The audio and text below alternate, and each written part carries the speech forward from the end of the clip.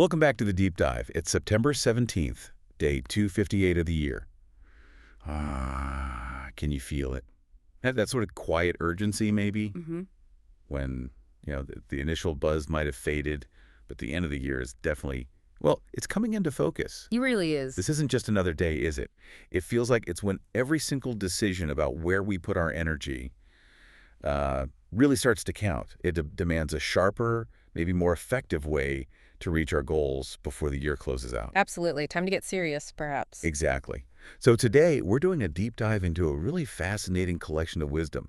Think of it as, well, maybe a shortcut to building genuine lasting strength. A shortcut sounds good. Doesn't it? We've Yeah. pulled together a real mix of sources for this, everything from timeless proverbs, the Fun. ones that have guided people for ages, Right. philosophical insights from thinkers like Plato, even strategic thinking from military generals, and some modern business gurus, too, people who've really nailed the practical side. It's quite a range. It is. And what's amazing, really, is how these different voices, they sort of weave together.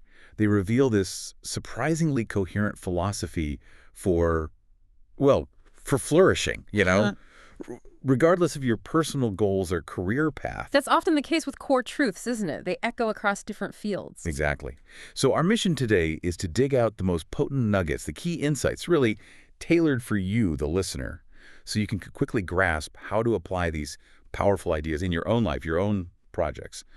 Should we get started? Let's do it. It's compelling, actually, how many of these sources, despite coming from totally different places, they point towards the same fundamental truth. Which is? That the journey to genuine strength, it starts somewhere unexpected for many. Not out there conquering the world, but inside, Yeah. with mastering yourself. That's a really strong place to begin, and our sources hit that note right away, don't they? They do. We found that proverb, no one is as deaf as the man who will not listen. And then Plato's very clear statement, the first and best victory is to conquer self. It almost sounds like a contradiction at first, doesn't it? How does not listening, an external thing, connect so deeply with conquering yourself, which is internal? But they're deeply linked. Because, you see, when we refuse to listen, we're basically letting our ego or our assumptions, maybe even our fear of being wrong, we're letting that win, Okay. that refusal. It's an internal defeat. The ego wins out over the chance to grow. So real self-mastery starts by quieting that internal noise, that voice that thinks it knows everything already. You know it all voice, yeah. Exactly. Quieting it down to allow new information, different perspectives to actually come in. This isn't just about being polite, It's about intellectual humility. Intellectual humility. Explain that a bit more. It's that readiness to accept you might be wrong. Or that, hey, maybe there's value in ideas you haven't even considered yet. That humility, that openness, that's the real strength. It's the victory over the ego. Okay, so the core idea is strength is intellectual humility. It opens the door for new information, for actual growth. And, this flows really nicely into another idea our sources push hard, Which one is that? becoming an experimental person. Yeah. They practically tell us to, and I'm quoting here, be an experimental person. Expose yourself to new restaurants, books, routines, theaters, friends, routes to work, vacations. Right. Try new things. Yeah. Do something new and different. Develop interests beyond your specialty. Mix regularly with both those who are experts in your area and those who are not. It's like a direct command to broaden your inputs, actively seek out different views and experiences. Precisely. And if we connect this back, this experimental mindset is absolutely vital for adaptive learning. Adaptive learning, okay. It's not about being wishy-washy or, lacking conviction. It's about gathering real data from actually living. Because, as Jerome Cady wisely put it, it is a wise man who knows where courage ends and stupidity begins. Ooh, that's a sharp distinction. And it's incredibly hard to make just sitting and thinking about it, right? In theory. It seems almost too simple, but it feels really fundamental. How do we make sure, though, that we're not just, chasing every new shiny thing instead of really digging in? And how does being experimental help with Cady's point about courage versus stupidity? That's a really important question. Being experimental isn't about just dipping your toe in everywhere superficially. It's about calibrating yourself to reality. Celebrating. Boy. That line between courage and stupidity. You can't draw it on a whiteboard. It comes through real-world experience. Through those experiments, and importantly, their consequences, good and bad. That's how you learn a real weight of your actions. Makes sense. Look, the courageous person acts even when things are uncertain. That's essential. But the wise person Through constantly listening, constantly experimenting, they learn to read the signals. They learn to tell productive risk apart from just, well, reckless behavior. So it's learning from doing. Exactly. That continuous calibration of our understanding to what actually works, what doesn't, that's where real strength comes from. And this whole approach, it helps you, the listener, cut through all the noise, the information overload. You gain knowledge faster because you're open to different inputs. That's how you get those satisfying moments that build real wisdom. It's not about being scattered. It's about strategically opening up your view to see things more clearly. Okay, so we've nurtured that inner ground of humility and openness.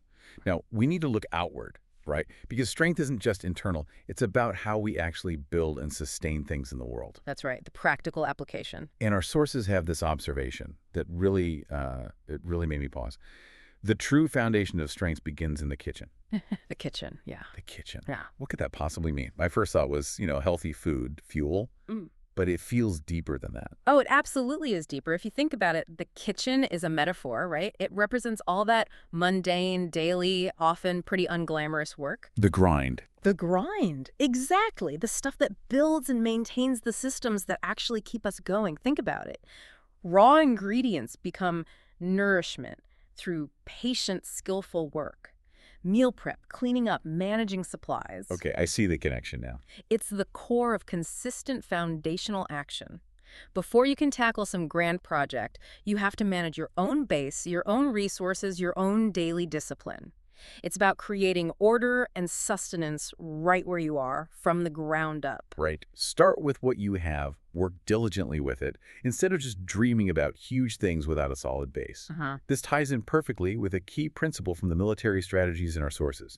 Yes, the generals. Balancing ends and means. This is such a core insight, gleaned from, centuries of military thinking, and it's a powerful shortcut to effective strategy in any field, really. How so? Well, they understood you don't start with the grand vision, the wishful thinking. No.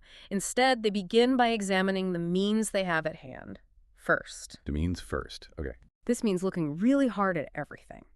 Their own army's condition, the enemy's setup, the ratio of cavalry to infantry, the actual terrain they're on, troop morale, even the weather forecast. Wow, that detailed. Absolutely. Only after that assessment do they develop their strategy out of chosen tools. And this is key. They constantly adjust their ends to their means. And the sources warn pretty strongly against doing it the other way around. They do, very clearly. They say, dreaming first of what you want and then trying to find the means to reach it is a recipe for exhaustion, waste, and defeat. A recipe for defeat. Ouch! Yeah.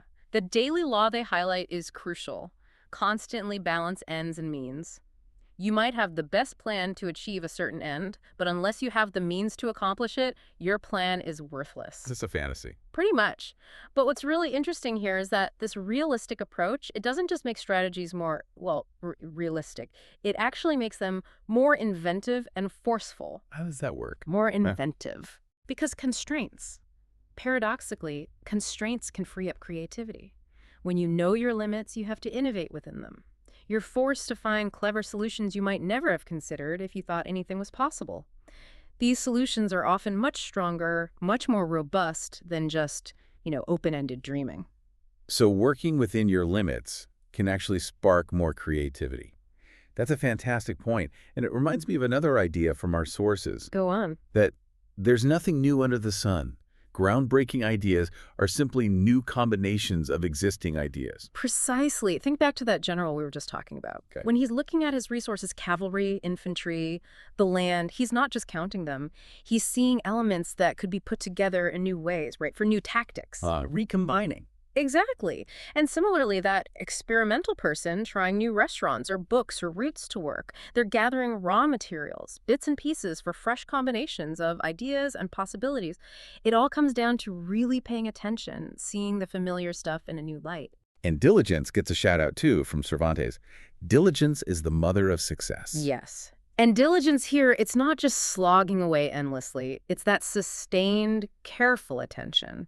The kind that lets you truly see the pieces you already have around you, the familiar things, but in new ways. Okay. That's how you spot those combinations nobody else saw. It fuels those new combinations of existing ideas, and this connects directly to Chip Conrad's advice. Make yourself a slave to good habits. Better choices now makes more choices later. Right. Building up the toolkit. Exactly. It shows how that disciplined daily kitchen work, accumulating small skills, small insights, that provides the inventory, the building blocks for the breakthroughs later. This whole section is vital because it teaches you, the listener, how to approach any goal, career, learning, personal life by starting with a really honest look at what you actually have. It makes your plans way more realistic, much more inventive, and ultimately far more likely to succeed. Makes sense. But knowing what you have is just step one, right? The real magic is putting it into motion. Which brings us perfectly to the next phase, the dynamic process of actually living effectively. We've talked about inner mastery, practical foundations. But how do we make sure this leads to ongoing progress? Not just getting strong and then stopping. Yeah, how do we keep it moving? Our sources give us this really punchy formula. Learning, thinking, action. Right. It looks simple, but it's incredibly powerful. This isn't just a linear process. Think of it more like a dynamic feedback loop, a flywheel. Flywheel. Okay.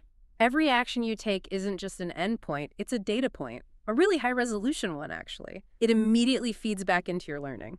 So the action informs the next learning cycle. Instantly.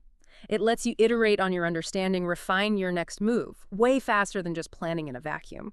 It's this continuous cycle. Action creates experience, experience demands new learning, learning requires fresh thinking, thinking leads to better action. And that cycle keeps you adaptable, keeps you growing, creates real mastery over time. Exactly, in any field. Okay, so we have the cycle.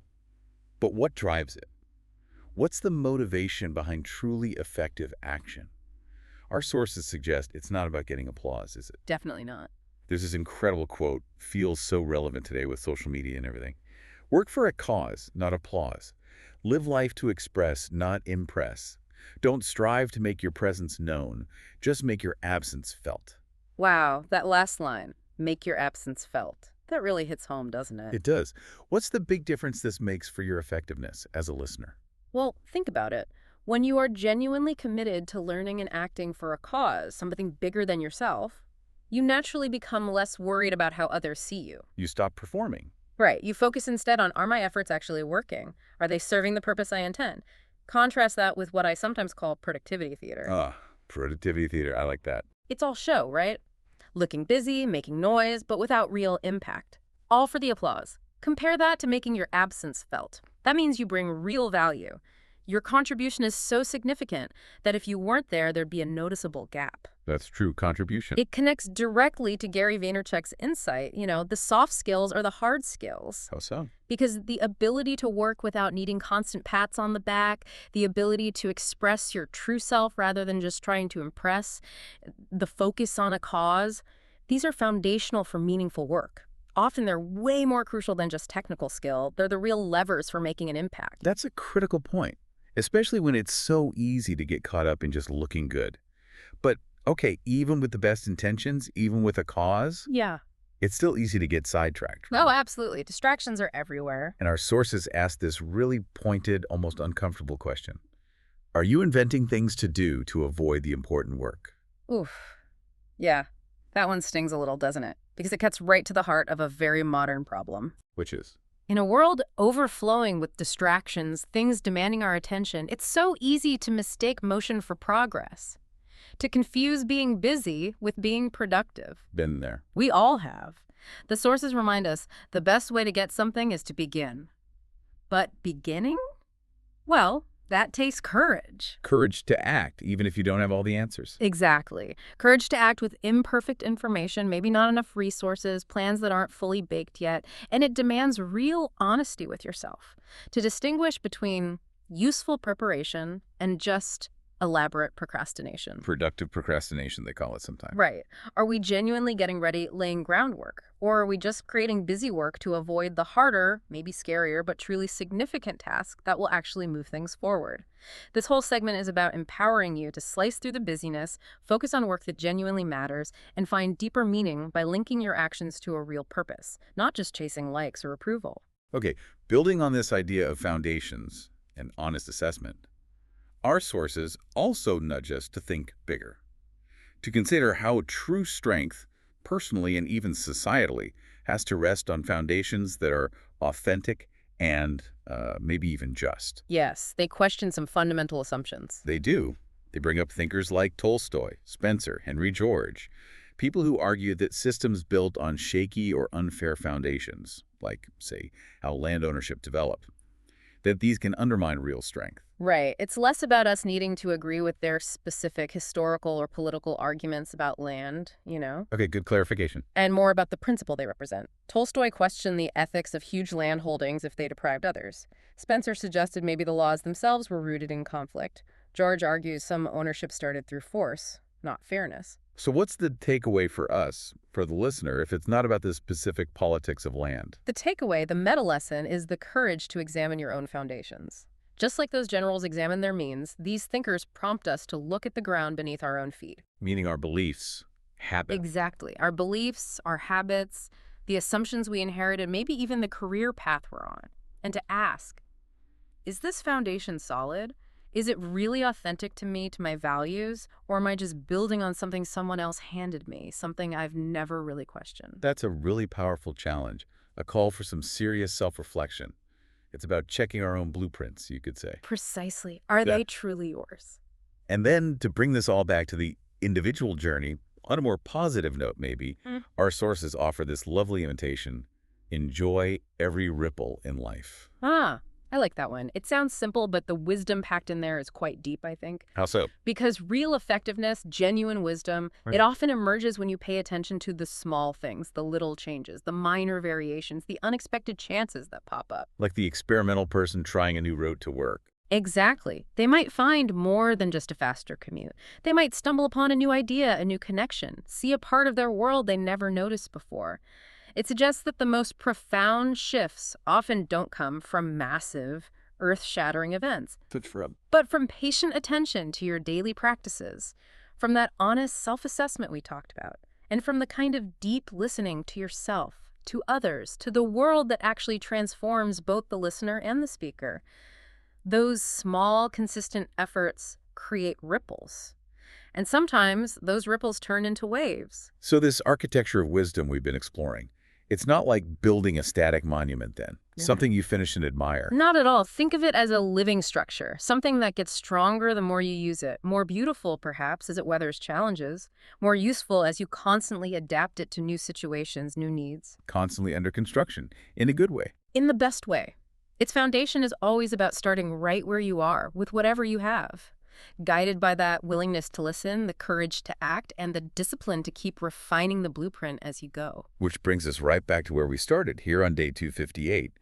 It feels like these insights are incredibly relevant right now, doesn't it? As the year speeds towards its end, there's a real opportunity to apply this wisdom now. There really is, to make these final months truly count. So what's the final thought we want to leave our listeners with? Well, building on everything we've discussed, perhaps it's this. Remember that profound change, real strength, it genuinely comes from that patient attention to daily habits, that honest look at your current situation, and the kind of deep listening that actually changes things. Okay. So the challenge for you, the listener, is what small beginnings can you make today? Things grounded in your reality, guided by curiosity, to start building or reinforcing your own wisdom house. Start small. Start now. Exactly. Reflect on the ripples that your conscious choices, even tiny ones, can create. In your own life, maybe even in the world around you, what's one step you can take today to align your actions more closely with your real purpose, instead of just, chasing the next bit of applause or getting lost in the busyness? A powerful question to end on. Start today. Even small ripples matter.